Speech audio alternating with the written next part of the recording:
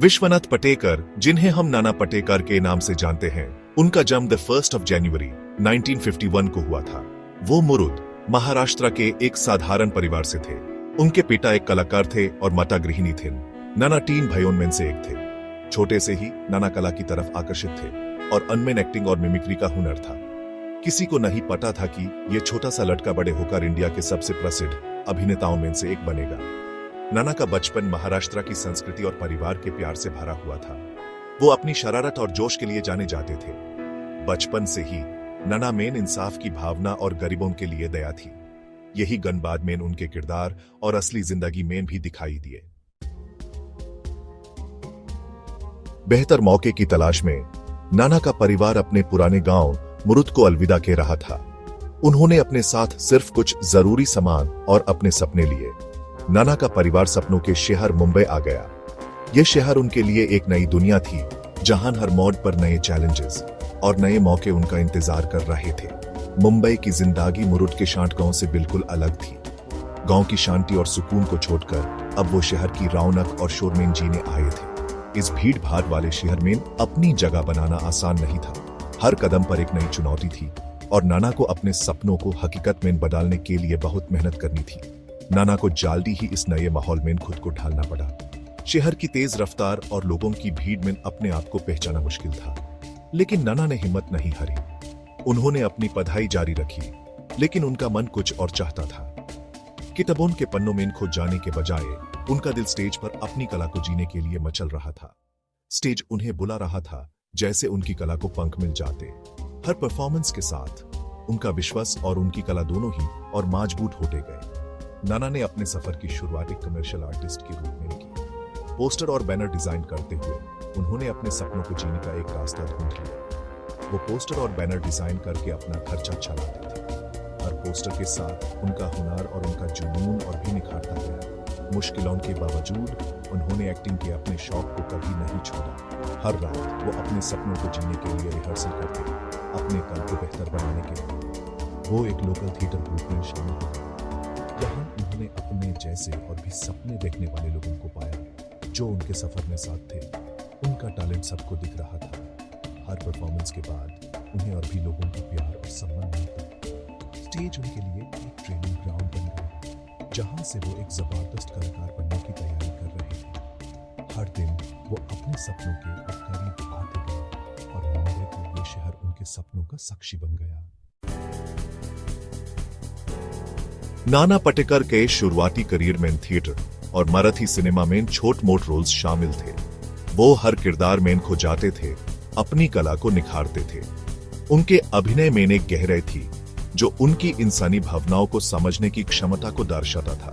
यह दौर नाना के लिए बहुत इंपॉर्टेंट था, क्योंकि इसने उनकी आने वाली सफलता की नींव रखी। 1978 में नाना ने हिंदी फिल्म गामन में एक छोटे से रोल के साथ अपना डेब्यूट किया। रोल छोटा था, लेकिन इससे उन्हें अनमोल अनुभव मिला। नाना छोटे रोल से हार मानने वालों में से नहीं थे। वो मेहनत और लगन में विश्वास रखते थे। उन्हें पता था कि उनका टीम आएगा। वो लगातार काम करते रहे, अपने टैलेंट को दिखाने के सही मौके का इंतजार करते रहे। अपने टैलेंट के बावजूद बॉलीवुड में नाना पाटेकर के शुरुआती साल संघर्ष से भरे थे। इस कॉम्पिटिटिव इंडस्ट्री में उन्हें काफी मुश्किल का सामना करना पड़ा। रोल्स मिलना मुश्किल था और पहचान पाना एक सपने जैसा लगता था। लेकिन नाना ने हिम्मत नहीं हारी, अपने जुनून और आत्मविश्वास से ताकत मिलती रही। उन्होंने अपने सिद्धांतों और कला से कोई समझौता नहीं किया। इस दौर में नाना ने मराठी थिएटर और सिनेमा में काम करना जारी रखा और अपने अभिनय के लिए प्रसिद्धि हासिल की। उनकी मेहनत और टैलेंट पर किसी की नजर गई। 1988 में उन्हें मीरा नैर की फिल्म सलाम बॉम्बे में एक ब्रेक थ्रू रोल मिला। एक स्ट्रीट ठग के किरदार ने उन्हें अंतर्राष्ट्रीय स्टार पर पहचान दिलाई और इंडियन सिनेमा में एक ताकतवर अभिनेता के रूप में स्थापित किया। सेक्शन 5, एक स्टार का उदय, नाना पाटेकर के सफलता के कदम। सलाम बॉम्बे नाना पाटेकर के करियर में एक टर्निंग पॉइंट साबित हुई। चुनौती भरे और अलग अलग रोल्स की ऑफर आने लगे। उन्होंने ध्यान से ऐसे स्क्रिप्ट्स चुने जो उनके दिल के करीब थे और उनकी वर्सेटिलिटी दिखाते थे।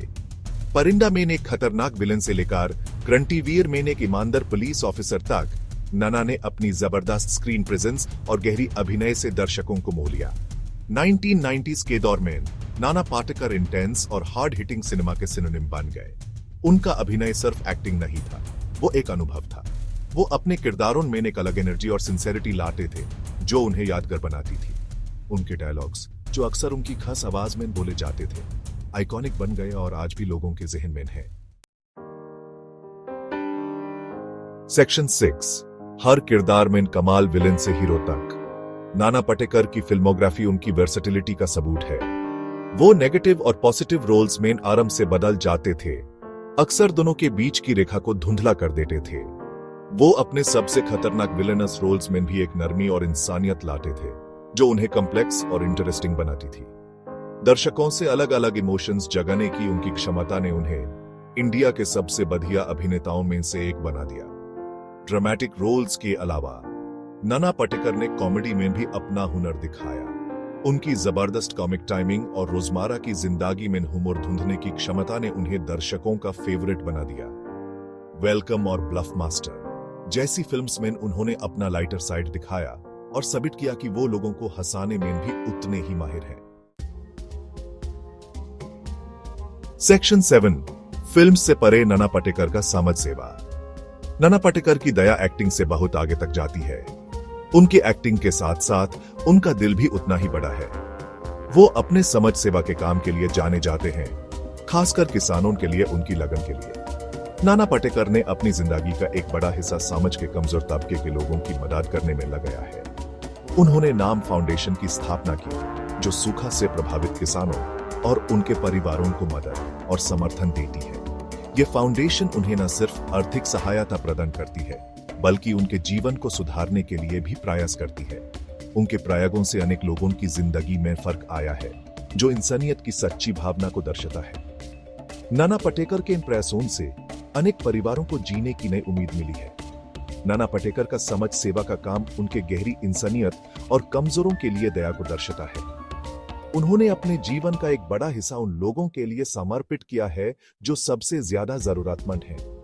वो समाज में पॉजिटिव बदलाव लेने के लिए अपने प्लेटफॉर्म और प्रभाव का इस्तेमाल करने में विश्वास रखते हैं। उनका मानना है कि हर इंसान को अपने समाज के लिए कुछ न कुछ जरूर करना चाहिए। उनके काम दूसरों को समाज के बेटरमेंट में योगदान देने के लिए प्रेरित करते हैं, जो साबित करता है कि वो सिर्फ एक महान अभिनेता ही नहीं बल्कि एक महान इंसान भी है। नाना पाटेकर के इन प्रयासों से अनेक लोगों को प्रेरणा मिलती है और वो भी समाज के लिए कुछ करने का सोचने लगते हैं। सेक्शन 8, एक यादगार विरासत। नाना पाटेकर का प्रभाव। एक छोटे गांव के लड़के से लेकर एक सिनेमैटिक आइकॉन तक का नाना पाटेकर का सफर पूरी दुनिया के कलाकारों के लिए प्रेरक है। उनका यह सफर सिर्फ एक व्यक्ति की कहानी नहीं बल्कि हर उस इंसान की कहानी है जो अपने सपनों को हकीकत में बदलने का हौसला रखता है।